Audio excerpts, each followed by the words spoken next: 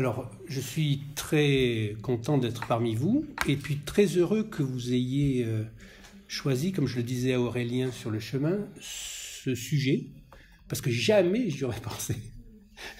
J'aurais jamais pensé à parler là-dessus si on ne m'avait pas demandé. Mais en le faisant, je me suis rendu compte qu'il n'y avait rien de plus efficace pour mettre en lumière la spécificité absolue de la psychanalyse et, aujourd'hui où elle est tant décriée, prouver que c'est aujourd'hui qu'elle a la plus grande pertinence possible. Justement grâce au contrepoint que représente l'intelligence artificielle. Lorsque l'on m'a proposé d'intervenir sur le thème de l'intelligence artificielle, ce que la psychanalyse aurait à dire sur l'intelligence artificielle, je me suis immédiatement senti attiré vers le syntagme a priori opposé, la stupidité naturelle. Puis je me suis dit que stupidité n'était peut-être pas le mot le plus approprié, malgré le fait que la stupeur a tendance à s'opposer à l'intelligence. Alors je me suis demandé si le contraire de l'intelligence, ce n'était pas plutôt l'idiotie, ou l'imbécilité, ou la crétinerie.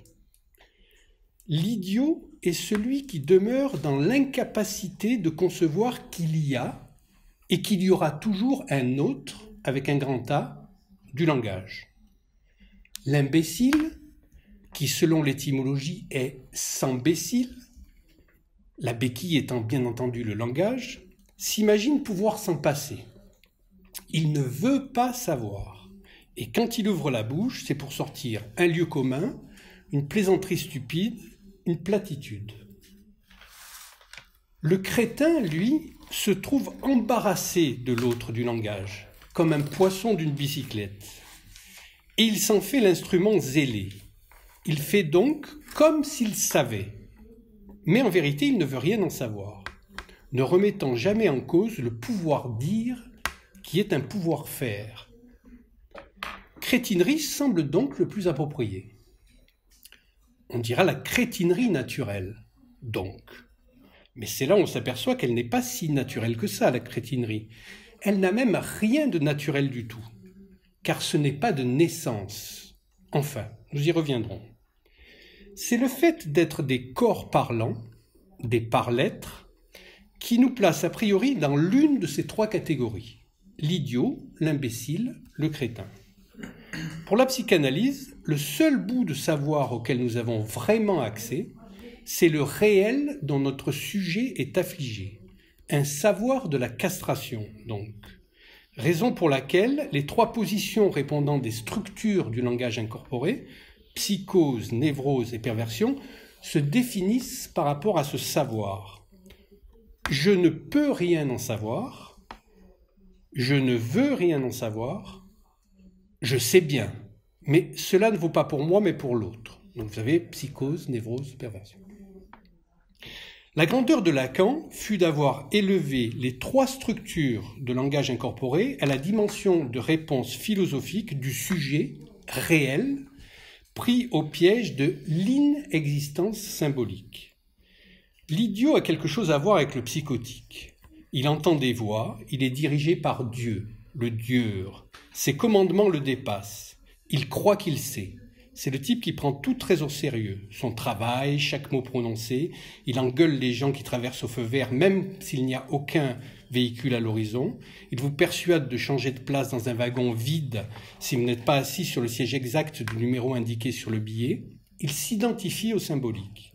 Il n'a pas la moindre espèce d'idée que l'autre, avec un grand A, c'est toujours d'abord l'autre du langage.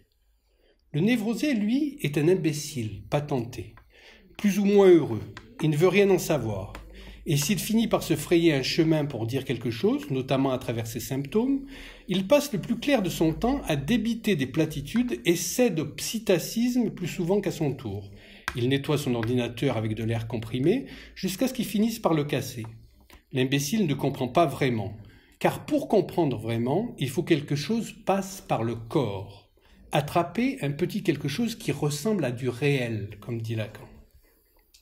Il n'y a de véritable savoir que joui, notre lot de savoir inconscient. Le pervers est un crétin.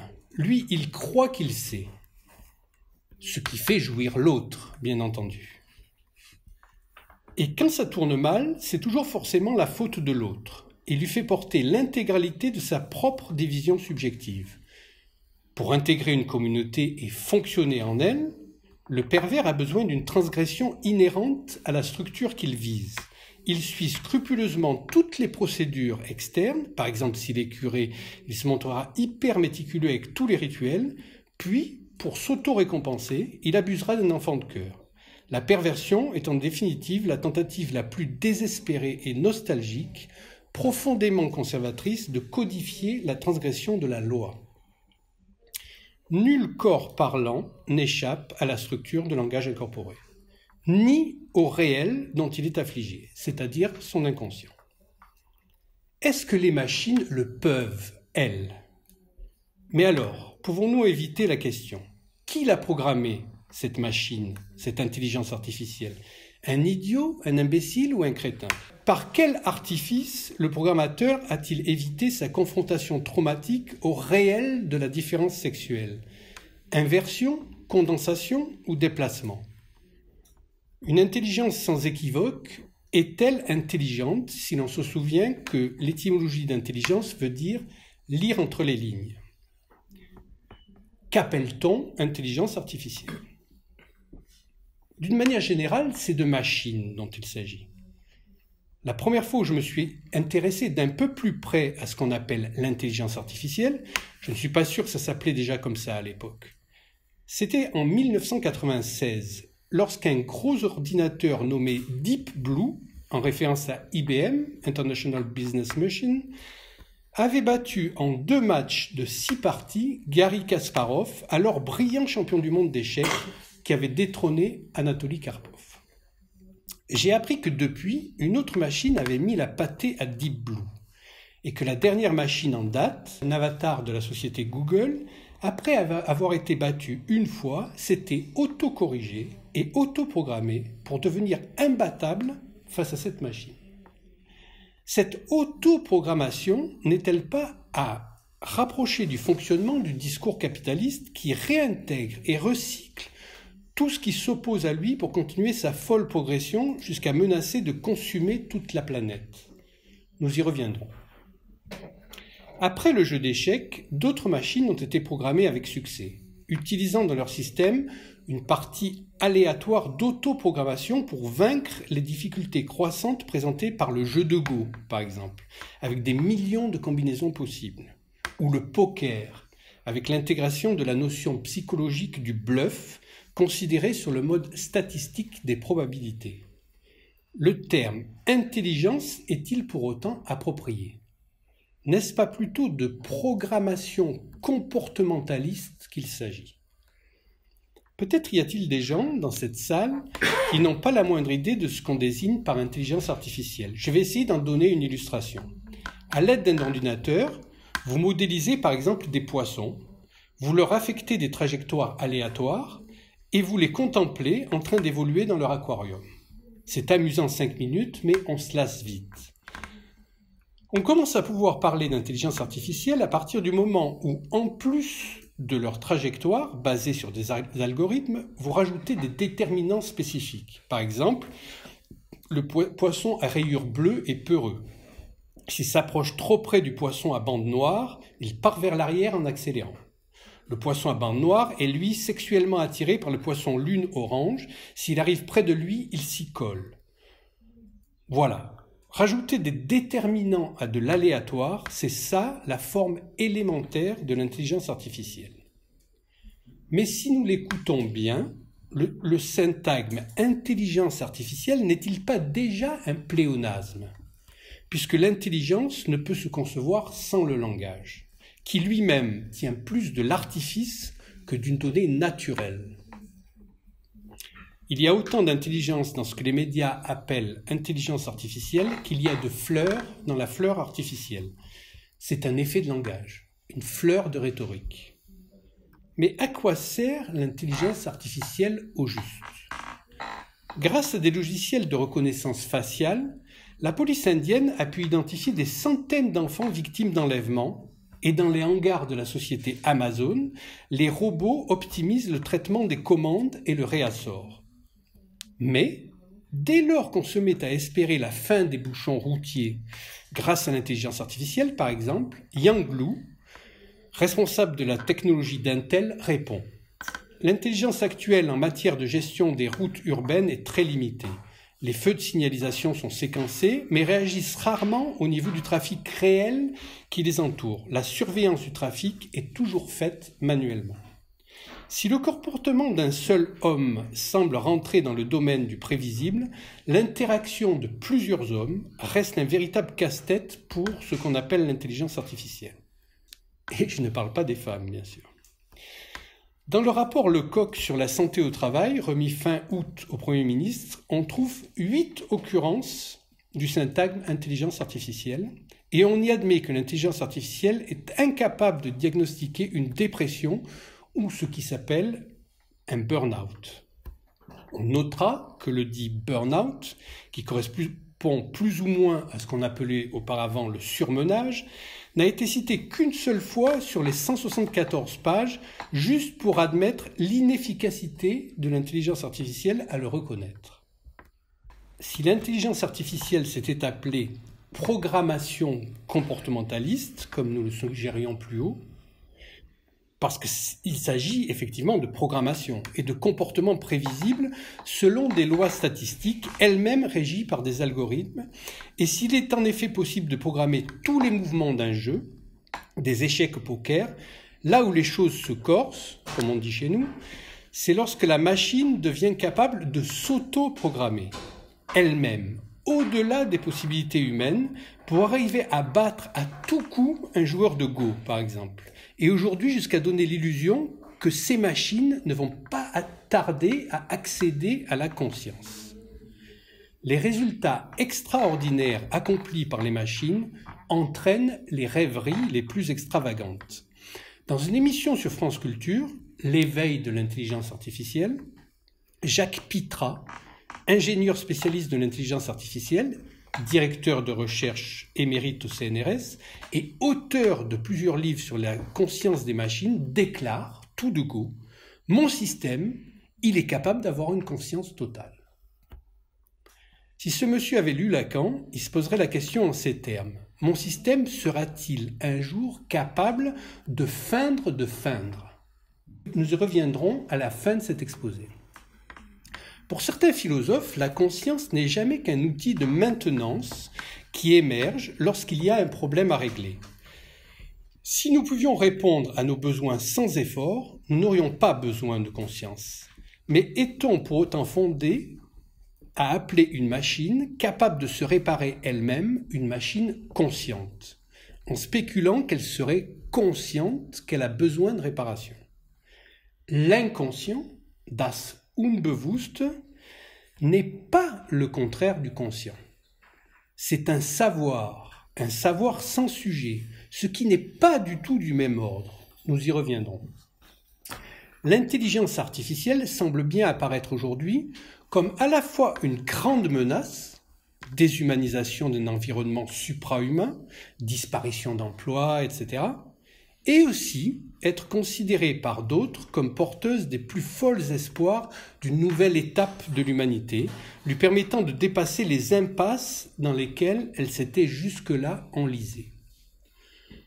Comment alors ne pas penser au joueur d'échecs de Maelzel, raconté par Edgar Allan Poe, qui s'y était laissé prendre, Edgar Allan Poe, tout autant que Napoléon Bonaparte et d'autres. Un automate était présenté comme capable de jouer aux échecs, alors qu'en vérité, il était actionné par un nain dissimulé à l'intérieur. Une allégorie qui fut reprise sous la forme « La marionnette et le nain » et qui permit à Walter Benjamin de présenter sa thèse comme quoi le matérialisme dialectique pourrait, en intégrant la théologie, qui était à l'époque petite et laide, gagner désormais à tous les coups. Mais surtout, comment ne pas revenir à ce cher Descartes et à ces animaux-machines qui ont fait du philosophe la bête noire des animalistes.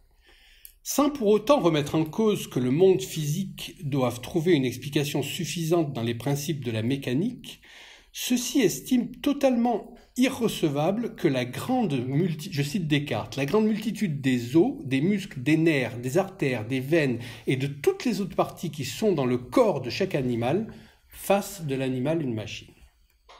Pourtant, le corps humain aussi peut être considéré comme une machine. Mais ce qui distingue radicalement l'homme, c'est pour Descartes qu'il a, je cite, une âme qui a des pensées, et qu'il n'est donc pas, par nature, un simple animal.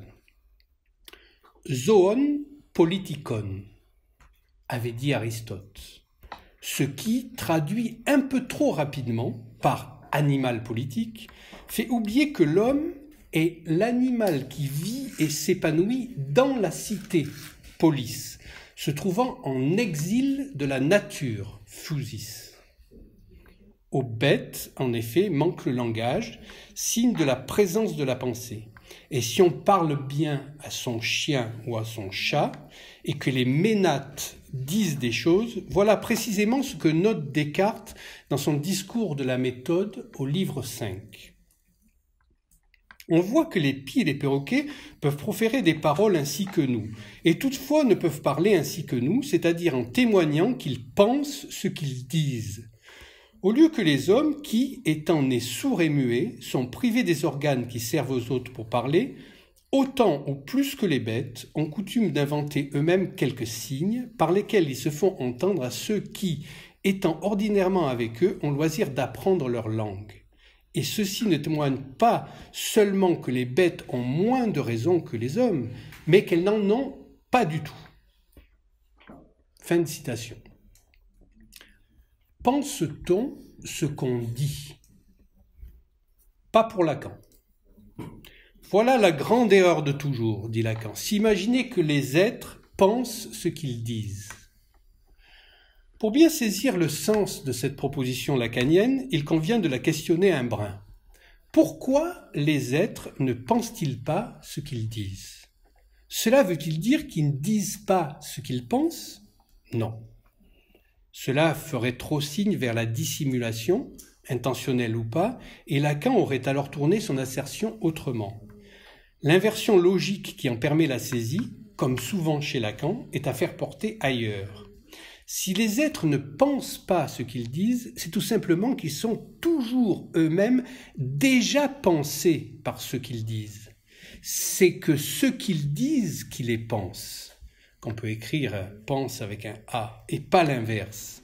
Ainsi retrouve-t-on le primat, la précession du dire sur le penser qui caractérise la prise en compte de l'inconscient, valable pour tout un chacun. Et retombe-t-on ainsi sur les pieds de cette autre formule lacanienne, le langage, avant de signifier quelque chose, signifie toujours pour quelqu'un. Lorsque tu dis quelque chose, tu en dis plus sur toi, c'est-à-dire dans quel discours se prend ton sujet, que ceux sur dont tu crois que tu parles. Les mots que tu dis, le lexique d'où ils viennent, la syntaxe qui les organise, décrivent le monde dans lequel tu es, là où ton sujet est pris. Le dire convoque le sujet. Le dit ne va pas sans dire. La psychanalyse est à la fois une clinique du discours et un discours. Ce discours, dans son acception précise lacanienne, est celui où l'homme dit de raison peut renouer conversation avec la folie, redécouvrant ainsi la dimension de vérité qui lui est inhérente. Voilà pourquoi, dans son acception lacanienne, le discours de l'analyste, ce n'est pas le discours des psychanalystes, pas plus que le discours capitaliste n'est le discours des capitalistes. Ces discours, 4+1, sont des effets de structure et de logique. Pour la psychanalyse, ce n'est pas le sujet qui tient un discours, mais bien un discours qui tient le sujet. Le sujet au sens lacanien, qui se note S barré, sujet barré, ne parle pas. Ça parle de lui et c'est par là qu'il s'appréhende. Cela devrait nous permettre d'entendre pourquoi le sujet du signifiant, le sujet de la psychanalyse, n'est pas à confondre avec le sujet de la philosophie. J'en réfère ici à l'herméneutique du sujet de Michel Foucault. Cela est parfaitement exprimé dans l'assertion de Lacan pour qui le sujet est toujours représenté par un signifiant pour un autre signifiant qui ne le représente pas. Le sujet du signifiant existe bien avant de pouvoir dire « je ». Ce « je », comme écho du « ça », wo es war, soll ich werden, est imprégné du désir de l'autre. Et il aura fallu en passer par le « je » des autres pour qu'un jour peut-être je puisse dire « je » en parlant de soi comme objet. Le sujet, celui qui dit « je », parle donc de lui-même dans le présent, tout en n'étant pas le même que celui dont il parle. C'est précisément ce que la psychanalyse appelle division du sujet. Raison pour laquelle le sujet de la psychanalyse est noté S barré.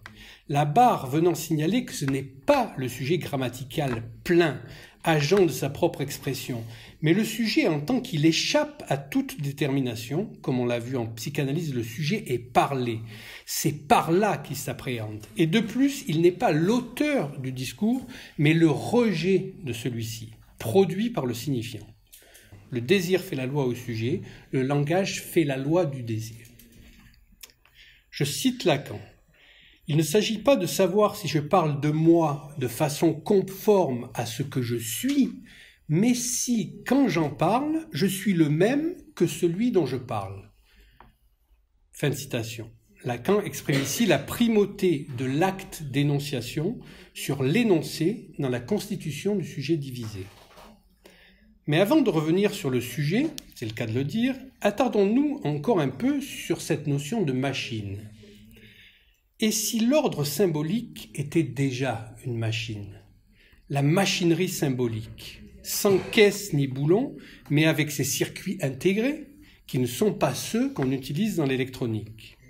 Le symbolique, qu'est-ce donc en effet, si ce n'est l'automatisme d'une chaîne signifiante qui fonctionne toute seule, pour la singularité de chaque sujet qui en est le rejet.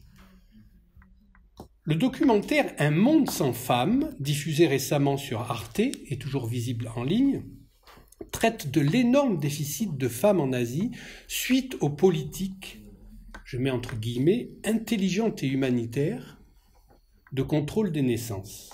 On y trouve ce passage poignant. Après la disparition de sa sœur, un jeune homme met tout en œuvre pour la retrouver. Obstinément, il sollicite les médias et les autorités, et son acharnement finit par payer puisqu'il parvient enfin à la localiser. Enlevée et vendue, c'est tout un village qui s'était cotisé pour l'acheter, afin qu'elle serve d'objet sexuel aux 7 ou 8 célibataires qui ne trouvaient pas d'épouse. Non sans nous rappeler le traitement répugnant auquel est soumise Grace dans Dogville, le film de Lars von Trier, la cruelle obscénité de cette histoire est la conséquence directe des stratégies humanitaire de ceux qui pensent le bien pour la planète, le service des biens, disait Lacan. N'est-ce pas également une illustration de ce que Marx sous-entendait par « le capitalisme s'écroulera par ses propres contradictions ». L'ordre symbolique des programmes de, je cite Lacan, « l'humanitairerie de commande », comme disait Lacan, dominé par le truchement du discours universitaire, lui-même principal pilier du discours capitaliste, n'a pas eu besoin de l'apparition des puces électroniques pour fonctionner comme un automate du service des biens, ne doutant pas de mettre tout le réel de la jouissance en coupe réglée. C'est ainsi que ce qui s'appelle aujourd'hui intelligence artificielle apparaît non pas comme un moyen de prendre de bonnes décisions, mais plutôt de nous déresponsabiliser d'avoir pris les mauvaises. En nous faisant croire que tout le réel pourra un jour être réduit au symbolique, nous sommes rendus à la logique abstraite de la machine. Et lorsqu'il s'agit de l'intelligence artificielle, des nouvelles voitures électriques sans chauffeur par exemple, notre liberté ne se trouve-t-elle pas finalement ramenée à « vaut-il mieux rouler sur l'enfant ou tuer le vieillard, ou se jeter directement dans le précipice ?» Dans son livre Absolute Recoil, Slavoj Žižek se réfère au film L'effet papillon de Eric Bress et J. Mackay Gruber de 2004, dans lequel un personnage capable de retourner dans le passé essaye d'y changer quelque chose pour éviter la tragédie du présent. Mais chaque changement opéré dans le passé, fût-il minime, produit à chaque fois une catastrophe bien pire dans le présent. Pour Žižek, une meilleure fin du film, souhaitée par le réalisateur mais refusée par la production, pour arrêter cet enchaînement de drames, aurait été que le personnage parvienne à s'annihiler lui-même en s'empêchant de naître. Les généreux humanitaires qui veulent améliorer le futur devraient s'en inspirer. N'est-ce pas à eux que s'adresse le chœur dans le Oedipe à colonne de Sophocle? La meilleure chose qui ait pu arriver, c'est de n'être jamais né. Lacan, dans RSI, on n'y peut rien. Le par-l'être n'aspire qu'au bien, d'où il s'enfonce toujours dans le pire. Ne sont-ce pas ces mêmes zélés adeptes de la justice distributive, toujours prompts à vouloir légiférer, en s'agitant pour le bien de l'humanité, qui nous promettent avec les yeux qui brillent qu'un jour on pourra probablement télécharger le contenu de son cerveau sur un disque dur? Du point de vue de la psychanalyse, cette pensée touche au comble de l'absurde, déniant la primauté du signifiant et donc du réel qu'il induit. Nos souvenirs et nos pensées se reconstruisent incessamment par l'intermédiaire du langage et à travers nos signifiants qui les déforment. Un souvenir n'est pas comme une photographie que l'on ramène des archives de sa mémoire, c'est plutôt une formulation instantanée produite par la plasticité des signifiants. Si l'on pouvait enquêter sur nos souvenirs, la plupart seraient classés fake news, pour employer un nouveau syntagme à la mode dans l'idéologie dominante. Notre pensée s'élabore dans nos paroles, comme le décrit remarquablement Heinrich von Kleist dans son essai sur l'élaboration progressive des idées pendant le discours. Ce passage mérite d'être cité dans son intégralité. En effet, Heinrich von Kleist a offert, à la même époque que Hegel, une description insurpassable de cette autoréférentialité proprement dialectique dans laquelle le sens surgit sous l'influence rétroactive de son expression. Cet extrait, écrit en 1805 mais publié à titre posthume pour la première fois en 1878, le voici. Le français dit « l'appétit vient en mangeant ». Et ce principe reste vrai quand on le parodie. Et c'est ce que l'on dit, l'idée vient en parlant. Souvent, je reste installé à mon bureau, devant mes dossiers, et je cherche, dans une affaire de justice embrouillée, l'angle sous lequel je pourrais bien la juger. Je tente alors, d'ordinaire, de regarder dans la lumière, puisque c'est l'endroit le plus clair, m'efforçant d'élucider l'affaire au plus profond de moi-même. Ou bien, si j'ai à traiter d'un problème d'algèbre, je cherche la première proposition, l'équation qui exprime les rapports donnés et à partir de laquelle la solution sera facilement déduite par le calcul. Et représente-toi ceci encore. Lorsque j'en parle à ma sœur, qui est assise et travaille derrière moi, j'apprends alors ce que je n'aurais peut-être pas obtenu au terme d'heures de méditation. Non pas qu'elle me l'ait dit au sens propre, car elle ne connaît pas le code des lois, pas plus qu'elle n'ait étudié Euler ou Kästner.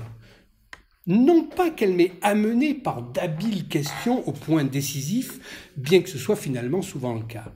Mais c'est parce que j'ai tout de même une idée obscure qui a un rapport plus ou moins lointain avec celle que je cherche que mon esprit, alors que je m'engage courageusement tandis que le discours progresse, se trouvant dans la nécessité maintenant de donner au début une fin, transforme cette idée confuse en quelque chose de totalement intelligible, de telle sorte qu'à mon grand étonnement, la clarté jaillit lorsque la phrase s'achève. J'y mêle des sons inarticulés, rallonge les mots de liaison, et même recours à une apposition là où elle n'est pas indispensable, et me sert d'autres artifices afin de donner de l'extension à mon discours et de gagner le temps requis à la fabrication de mon idée dans l'atelier de la raison. À ce moment, rien n'est plus salutaire qu'un mouvement de ma sœur, si elle voulait m'interrompre, car mon esprit déjà fortement tendu se trouve stimulé davantage par cette tentative extérieure de m'enlever la parole, dans une tension plus grande encore, tel un grand général pressé par les circonstances. C'est ainsi que je comprends de quelle utilité pouvait être, à Molière, sa servante, car lorsqu'il a déclaré apte à avoir un jugement qui pourrait rendre compte du sien propre, il faisait montre d'une modestie qui, je le crois, n'était guère familière à son cœur. Il y a dans le visage de celui qui nous fait face une singulière source d'enthousiasme pour celui qui parle. Et un regard qui nous exprime qu'une pensée à moitié formulée est déjà comprise nous offre souvent la formulation de toute la moitié manquante. Je crois que plus d'un grand orateur ne savait pas encore ce qu'il avait à dire à l'instant même où il ouvrait la bouche. Mais la conviction qu'il trouverait les idées nécessaires dans les circonstances elles-mêmes et dans l'excitation de son esprit ainsi stimulé le rendait assez audacieux pour se lancer au petit bonheur. Fin de citation. Lorsqu'on parle à un par-l'être, un corps parlant, qu'il réponde ou qu'il se contente d'observer le silence, cela n'a pas le même effet que lorsqu'on parle à son chien ou à son chat, et encore moins à une machine. Lacan lui-même semble commenter ce passage génial de von Kleist et nous permet ici une transition en introduisant la notion de cybernétique. Je cite Lacan, donc. Si maintenant je me place en face de l'autre pour l'interroger, nul appareil cybernétique, si riche que vous puissiez l'imaginer, ne peut faire une réaction à ce qui est la réponse. Sa définition comme second terme du circuit stimulus-réponse n'est qu'une métaphore qui se soutient de la subjectivité imputée à l'animal pour l'élider ensuite dans le schéma physique où elle l'a réduit. C'est ce que nous avons appelé mettre le lapin dans le chapeau pour ensuite l'en faire sortir. Mais une réaction n'est pas une réponse. Si je presse sur un bouton électrique et que la lumière se fasse, il n'y a de réponse que pour mon désir. Si pour obtenir le même résultat, je dois essayer tout un système de relais dont je ne connais pas la position, il n'y a de question que pour mon attente. Il n'y en aura plus quand j'aurai obtenu du système une connaissance suffisante pour le manœuvrer à coup sûr. Mais si j'appelle celui à qui je parle par le nom, quel qu'il soit que je lui donne, je lui intime la fonction subjective qu'il reprendra pour me répondre, même si c'est pour la répudier. Dès lors apparaît la fonction décisive de ma propre réponse, et qui n'est pas seulement, comme on le dit, d'être reçue par le sujet comme approbation ou rejet de son discours, mais vraiment de le reconnaître, de l'abolir comme sujet. Telle est la responsabilité de l'analyste chaque fois qu'il intervient par la parole. Fin de citation. Avant d'attendre que les machines soient intelligentes, on l'espérait déjà des animaux. C'est ainsi qu'au début du XXe siècle, l'intelligence non humaine n'était pas artificielle mais chevaline, puisqu'un cheval dénommé Hans le Malin avait réussi à faire croire à une communauté de savants que son intelligence lui permettait de compter et de résoudre des opérations mathématiques simples. Hans fut pendant plus de 15 ans considéré comme la preuve d'une intelligence animale. Exposé en 1890, il aurait fallu attendre 1904 pour qu'une commission parvienne à comprendre que le cheval ne faisait qu'interpréter les signaux inconscients envoyés par son maître. À la question « Combien font 4 plus 3 ?» par exemple, le cheval répondait par 7 coups de sabot en lisant le signal d'arrêt dans la gestuelle inconsciente émise par son maître, ce qui note tout de même une immense sensibilité. Maurice Maeterlinck, dans son essai intitulé « L'hôte inconnu », raconte également sa visite à Eberfeld et sa rencontre avec Karl Krall, ainsi que ses chevaux. Il décrit avec précision les expériences qu'il a vues. Il rend brièvement visite à Hans le Malin, qu'il décrit comme un cheval déjà trop vieux pour ce genre de tour. L'effet expérimentateur a été mis en évidence par Robert Rosenthal dans le domaine de la psychologie. Il consiste en un biais affectant les résultats d'une expérimentation, ceci validant les hypothèses internes, conscientes ou non, de l'expérimentateur. C'est ainsi que lors d'une étude réalisée avec des rats, en faisant croire à des étudiants que certains rats étaient plus performants que d'autres, les performances des rats s'établirent précisément en fonction des performances qu'on leur attribuait préalablement. Revenons à la notion de parole évoquée plus haut. Est-ce qu'un GPS qui parle pour vous guider dans vos déplacements, c'est de la parole? Est-ce qu'une machine peut apprendre à parler? Techniquement, sans doute. Mais en quoi savons-nous que ce n'est pas de la parole, au sens où l'entend Lacan? C'est ici qu'il convient, après avoir rappelé que le sujet de la psychanalyse n'est pas celui de la grammaire, d'évoquer le complément impossible de ce sujet, S barré, lui aussi impossible, l'objet petit a. Et particulièrement la voix comme objet petit a. Que la voix en psychanalyse n'est pas à confondre avec le bruit qu'elle fait. La voix, comme le void anglais, c'est le vide dans lequel peut émerger un son, même si ce son qu'est la voix fait oublier le vide d'où elle s'origine.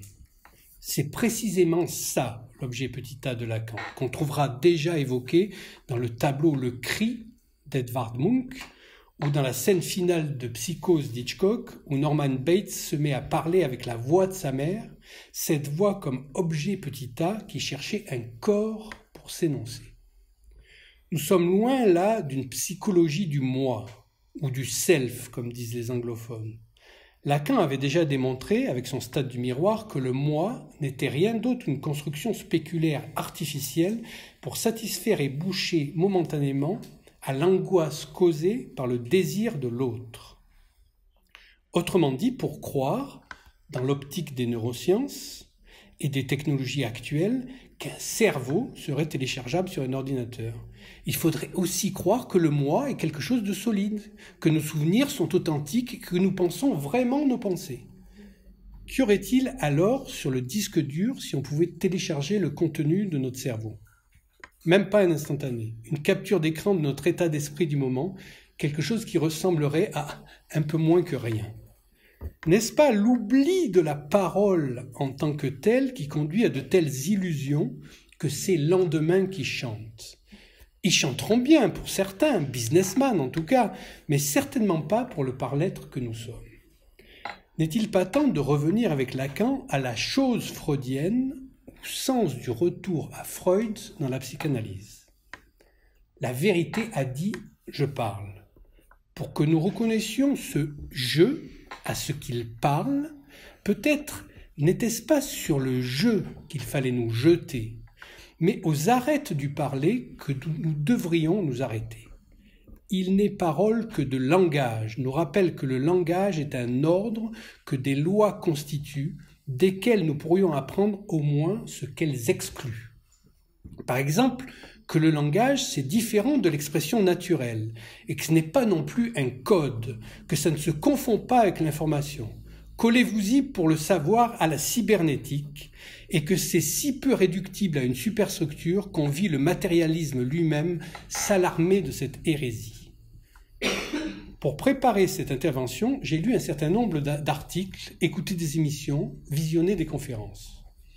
Tous ont ceci en commun, qu'ils soient totalement acquis, emballés ou qu'ils se veuillent critiques. Faut-il avoir peur de l'IA ? C'est une question qui revient souvent. On sait le pouvoir d'attraction de la peur. L'intelligence artificielle est tellement prise au sérieux, aussi bien dans les investissements économiques que dans la littérature qui lui est consacrée, qu'on en oublie de prospecter du côté de la supercherie. La superchérie. Le turc joueur d'échecs ou le cheval Hans nous rappelle le fantasme qui sous-tend les progrès de cette technologie. Trouver de nouveaux artifices au langage pour développer un certain type de pensée. Dès 1953, Lacan rappelle que depuis les origines, l'homme n'a jamais supporté de n'y être pour rien dans le réel, et qu'il a mis au point des rituels et des sacrifices pour se faire croire qu'il ne comptait pas pour du beurre dans le retour du soleil ou de la pluie. Aujourd'hui, plus personne ne croit en ces pratiques. Mais on peut se demander à quel point les avancées technologiques ne sont pas les nouveaux leurres pour nous faire croire qu'on y est quand même un peu pour quelque chose dans le réel. Notons au passage les progrès accomplis par notre humanité, qui est passée du stade où elle dansait pour faire advenir la pluie, à ces créatures rationnelles que nous sommes en 2018 et qui, samedi dernier, par exemple, ont pratiqué la marche pour le climat. Si on s'en réfère à Wikipédia, le terme cybernétique, formé à partir du grec Kubernetes, pilote, gouverneur, a d'abord été utilisé dans la classification des sciences proposée par André-Marie Ampère, physicien et fondateur de l'électrodynamique, en 1775-1836, et désigne la science du gouvernement des hommes. C'est en 1947 qu'un nouveau sens pour la version anglaise de ce mot est choisi par le mathématicien Norbert Wiener. Son but était de donner une vision unifiée des domaines naissants de l'automatique, de la théorie mathématique de l'information, en tant que théorie entière de la commande et de la communication, aussi bien chez l'animal que dans la machine. C'est la définition exacte. Des scientifiques d'horizons très divers, parmi les plus brillants de l'époque, participèrent autour des conférences Massey, organisées de 1946 à 1953, à ce projet interdisciplinaire, mathématiciens, logiciens, ingénieurs, physiologistes, anthropologues, psychologues, etc. Les contours parfois flous de cet ensemble de recherches s'articulent toutefois autour du concept clé de rétroaction, en anglais feedback ou mécanisme téléologique. L'ouvrage Cybernetics or Control and Communication in the Animal and the Machine de Wiener, publié en 1948, est considéré comme le fondateur de la cybernétique et assura à celle-ci une large diffusion publique. Malgré le succès populaire du terme, son usage déclina rapidement dans le contexte scientifique après la dispersion des participants aux conférences Massey et la mort de Norbert Wiener en 1964. Les évolutions récentes de la robotique contribuent à revaloriser les recherches de la cybernétique. Dans sa conférence de 1953 intitulée « Psychanalyse et cybernétique ou de la nature du langage », Jacques Lacan ne manque pas, pour commencer, de rendre hommage aux merveilles de la cybernétique, et ce, dès son introduction. Je vous le dis tout de suite, je cite Lacan, nous n'allons pas chercher ici les rapports entre notre technique et les diverses formes plus ou moins sensationnelles de la cybernétique. Je ne vous parlerai ni des grosses ni des petites machines. Je ne vous les nommerai pas par leur nom. Je ne vous dirai pas les merveilles de ce qu'elles réalisent. En quoi tout ceci nous intéresserait-il? Il y a quelque chose pourtant qui m'a paru pouvoir être dégagé de ce que nous appellerons la contemporanéité relative, apparition en un même temps de deux techniques, de deux ordres de pensée et de sciences qui sont la psychanalyse et la cybernétique, et d'autre part, certaines des significations intéressées par chacune. Au milieu de tout cela, il va falloir que je gouverne le biais par où je voudrais vous faire entrevoir les significations de la cybernétique. Fin de citation. Au cours d'un développement très circonstancié et bien articulé, avec la rigueur logique dont il est coutumier, et qui ne le quittera jamais, Lacan déploie les notions de réel et de symbolique telles qu'elles sont à l'œuvre depuis les origines de l'humanité, pour déboucher sur ce qu'il appelle la contemporanéité de la psychanalyse de la cybernétique, ce qui les rassemble et ce qui les distingue. Il commence pour ce faire par l'acception antique du réel comme ce qui revient toujours à la même place, et donc la sphère des fixes et les considérations stellaires sur la navigation. Rappelant au passage que les hommes ont commencé par dresser des cartes du ciel avant de pouvoir faire des cartes terrestres. Puis est venu le temps de l'exactitude, d'où les sciences dites exactes tirent leur nom, à savoir la scansion du temps avec les premières horloges, à l'époque de Pascal, au XVIIe siècle, où commence à apparaître la différence entre la place vide et quelque chose qui vient l'occuper, cette place.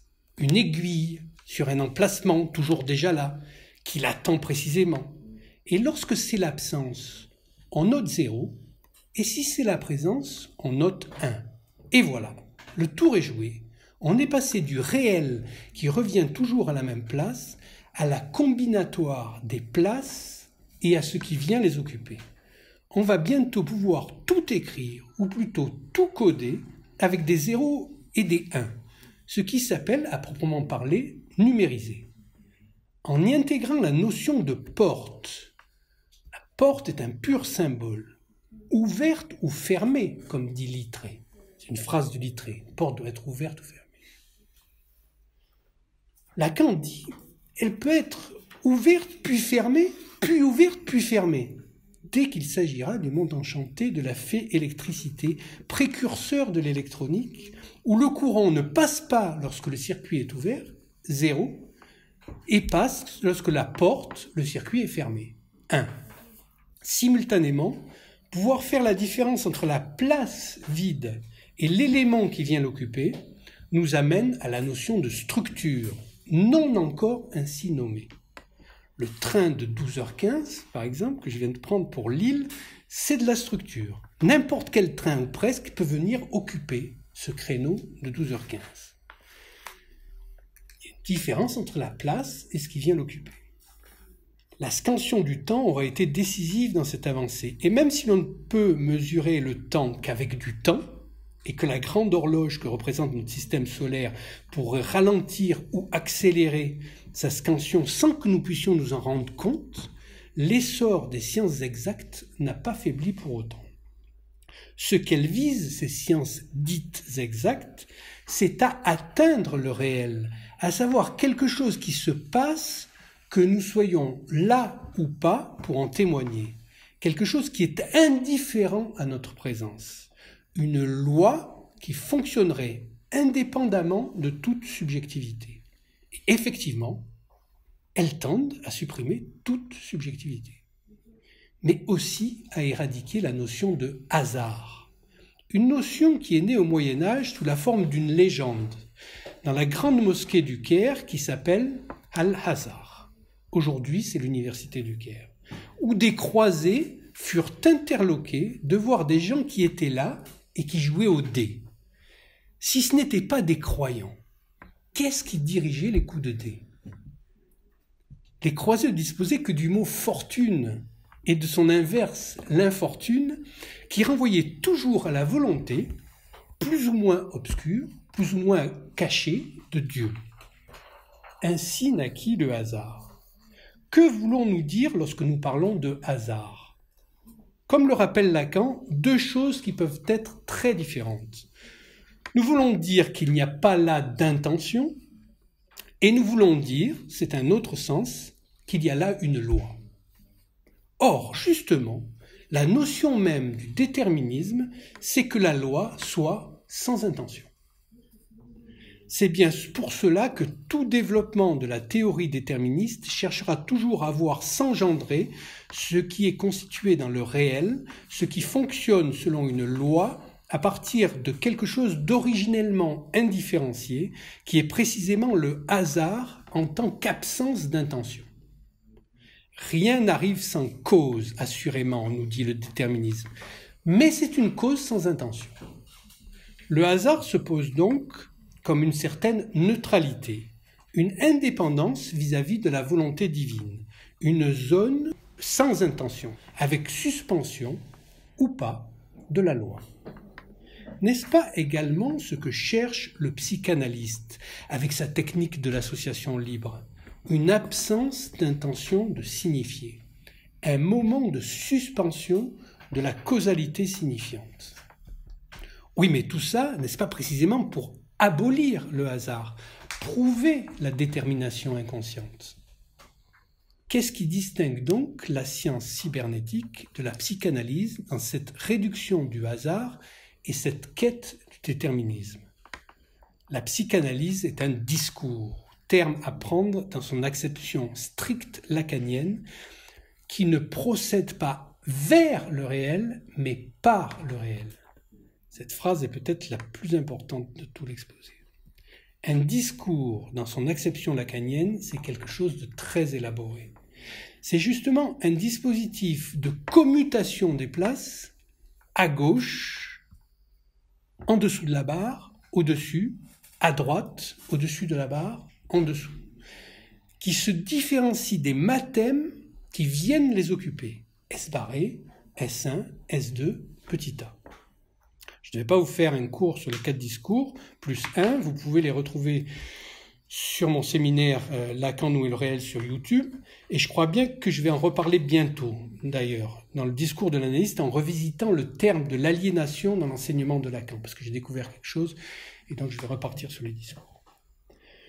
Ce que je voudrais vous faire effleurer aujourd'hui dans cette contemporanéité de la cybernétique et de la psychanalyse, c'est que le réel et le langage, c'est effectivement ce dont il s'agit, mais que ces termes ne sont pas pris dans la même acception et donc ne visent pas la même direction. Il y a là, à proprement parler, une divergence. Le langage, pour la psychanalyse, c'est quelque chose d'assez complexe, qui fait que lorsque je veux du bien à quelqu'un, je lui veux du mal. Et quand je l'aime, c'est moi-même que j'aime. Ou quand je crois m'aimer, c'est à ce moment-là que j'en aime un autre. Le réel de la psychanalyse, c'est sa découverte décisive, n'est pas externe au symbolique, mais inhérent à celui-ci. Ça, c'est spécifiquement Lacan. La plupart des gens qui disent lacanien ne comprennent rien à ça. Ils en font un réel externe, comme Miller, comme Solaire, ils cherchent un inconscient réel, etc. Ils ne peuvent pas comprendre que le réel est inhérent au symbolique. C'est les trous à l'intérieur du symbolique. Mais que sans symbolique, il n'y a pas de réel non plus. Les mathèmes dont se sert Lacan dans la théorie des discours sont destinés à faire avec le réel, qui est le réel de la jouissance pour le sujet en tant qu'il est toujours déjà un sujet divisé. Avec la psychanalyse, on est passé du réel pour Einstein, j'aime penser que la Lune est la même si je ne la regarde pas, donc quelque chose qui revient toujours à la même place, au réel de Lacan, à savoir l'impossible qui marque la jouissance pour le sujet. Impossible à atteindre pour le désir, impossible de s'en débarrasser pour la pulsion. On retrouve là la dimension à proprement parler spirituelle, il ne faut pas avoir peur des mots, de la psychanalyse, qui a toujours à apprendre de l'art. Et si en peignant des pommes, Cézanne disait vouloir atteindre la poméité de la pomme, Baudelaire confessait, lui, je veux représenter les choses telles qu'elles sont, ou bien telles qu'elles seraient en supposant que je n'existe pas. La singularité absolue de l'approche psychanalytique, c'est de pouvoir mettre en rapport, par la notion de jouissance, l'horreur du réel qui se rencontre dans la clinique avec la convoitise du réel propre à l'art, mais aussi à la science qui essaye de le faire entrer tout entier dans le symbolique, ce qui est bien entendu impossible. Nous retombons là sur les ravages du discours dominant. Le poisson ne connaît pas plus l'eau dans laquelle il baigne que le corps parlant que nous sommes, le discours dans lequel son sujet est pris. Jacques Lacan est très clair là-dessus. Je cite, « Ce n'est pas la pensée, mais le sujet que je subordonne au signifiant.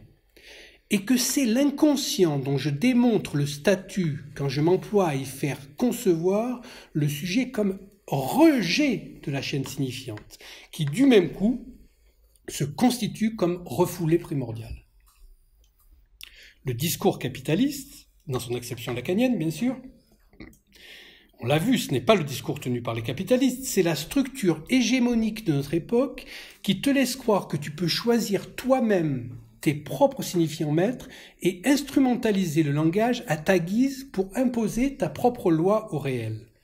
Ça, c'est l'idéologie à l'état pur. L'idéologie des temps présents qui se prétend non idéologique, ayant dépassé les vieilles luttes ou les vieilles idéologies, un pack ideology free qui se présente comme pragmatique, mon œil.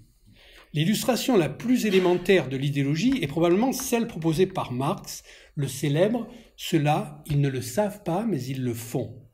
On attribue donc à l'idéologie une certaine naïveté constitutive. L'idéologie méconnaît ses conditions, ses présuppositions effectives. Son concept même implique un écart entre ce qu'on fait effectivement et la conscience fausse que l'on en a. Le but de l'analyse critique idéologique est donc de détecter, derrière l'universalité apparente, par exemple aujourd'hui le pourtoussisme ou l'écologisme, la particularité d'un intérêt qui fait ressortir la fausseté de l'universalité en question. L'universel est en vérité toujours pris dans un particulier, déterminé par une constellation historique et subjective concrète. Voilà donc en quoi consiste la dimension fondamentalement politique de la psychanalyse, résumée par Lacan dans une formulation magnifique, lapidaire, l'inconscient, c'est la politique. Quel rapport entre politique, inconscient et intelligence artificielle? Là, je cite Lacan lui-même. Cette prééminence du symbolique sur le réel, c'est ce qui constitue à proprement parler l'inconscient. Qu'il y ait dans tout cela des incidences psychologiques est ce qui m'a écarté de le reconnaître comme tel. L'inconscient, c'est ce qui impose sa loi au réel. Entre le raisonnement mathématique et l'inconscient, il y a toute la différence d'un lien qui impose sa loi au réel. C'est bien pour cela que le réel est là en rôle d'intermédiaire. C'est aussi pour cela que j'ai essayé avec la topologie, c'est-à-dire ce qu'on peut considérer comme ce qu'il y a de plus avancé dans le raisonnement mathématique, c'est aussi pour cela que j'ai essayé de comprendre, de présenter ce qu'il en était de l'inconscient. Fin de citation. L'idéologie du cyberspace, le fantasme technologique, repose sur le déni qu'il nous est indispensable de nous confronter à la rencontre traumatique du réel pour pouvoir émerger en tant que sujet. La technologie repose sur un langage qui prétend résoudre le réel dans son entièreté, mais comme le réel, c'est ce qui ne marche pas, puisque le réel se définit de ne pas être représentable, de résister à toute symbolisation, surgit alors un alien, comme l'aliénation que nous refusons aux signifiants et qui fait retour dans le réel précisément. Tomber réellement amoureux, par exemple, c'est un véritable traumatisme.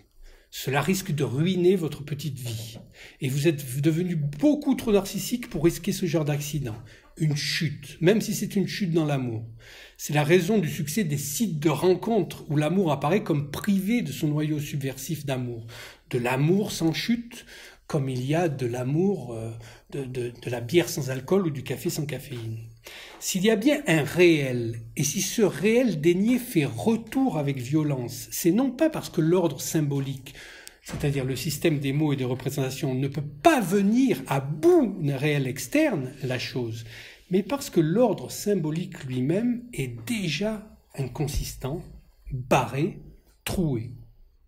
Je redonne la parole à Lacan. Le sens de l'analyse est ceci. Quelque chose sans doute qui n'est pas exprimé n'existe pas, mais est toujours là, qui insiste et qui demande à être. Le rapport fondamental de l'homme à cet ordre symbolique est très précisément celui qui fonde l'ordre symbolique lui-même. C'est de l'ordre du non-être à l'être, ce qui insiste pour être satisfait et qui ne peut être satisfait que dans la reconnaissance. C'est le non-être, la fin de ce rapport, de cette grande aventure de l'homme par rapport au symbolisme. Nous ne pouvons séparer ni la psychanalyse ni la cybernétique. Cette fin est que le non-être vienne à être, qu'il soit parce qu'il a parlé. Fin de citation. Ce qui différencie radicalement la psychanalyse de la cybernétique, c'est la manière dont est saisi l'ordre symbolique. Et pour cela, quelle meilleure illustration que la porte. La porte, on l'a vu plus haut, est le symbole par excellence. La porte ouvre sur l'imaginaire ou sur le réel. La seule façon de dépasser la dialectique maître-esclave est énoncée dans la métaphore de la porte de la loi chez Kafka et aussi la porte d'Alice chez Lewis Carroll. C'est que le sujet ne peut y passer qu'à la mesure de son désir, le passage n'existant que pour lui seul. Pour conclure cet exposé, j'ai retrouvé ce petit proverbe africain. Si un animal vous dit qu'il peut parler, il ment probablement. Que dire d'une machine alors ? À une époque où dans la bureaucratie on entend de plus en plus « l'ordinateur ne veut pas, il me dit que c'est impossible ». Je vous ai parlé plus haut de la feinte de la feinte. Voilà ce que dit Lacan dans les écrits en 1966. Mais un animal ne feint pas de feindre. Il ne fait pas de traces dont la tromperie consisterait à se faire prendre pour fausse et tend les vraies, c'est-à-dire qu'elle donnerait la bonne piste. Pas plus qu'il n'efface ces traces, ce qui serait déjà pour lui se faire sujet du signifiant. Tout ceci n'a été articulé que de façon confuse par des philosophes pourtant professionnels. Mais il est clair que la parole ne commence qu'avec le passage de la feinte à l'ordre du signifiant, et que le signifiant exige un autre lieu, le lieu de l'autre, l'autre avec un grand A, l'autre témoin, le témoin autre, qu'aucun des partenaires, pour que la parole qu'il supporte puisse mentir, c'est-à-dire se poser comme vérité. Page 807. Fin de citation. Comment alors ne pas penser à la blague reprise par Freud des deux juifs qui se rencontrent à la gare? Où vas-tu? À Varsovie. Pourquoi me dis-tu que tu vas à Varsovie? Pour que je croie que tu vas à Lemberg alors que tu vas vraiment à Varsovie. Pourquoi me mens-tu? Alors pourquoi appeler ça intelligence artificielle? Pour qu'on croie que c'est de la crétinerie naturelle alors que c'est vraiment de l'intelligence artificielle.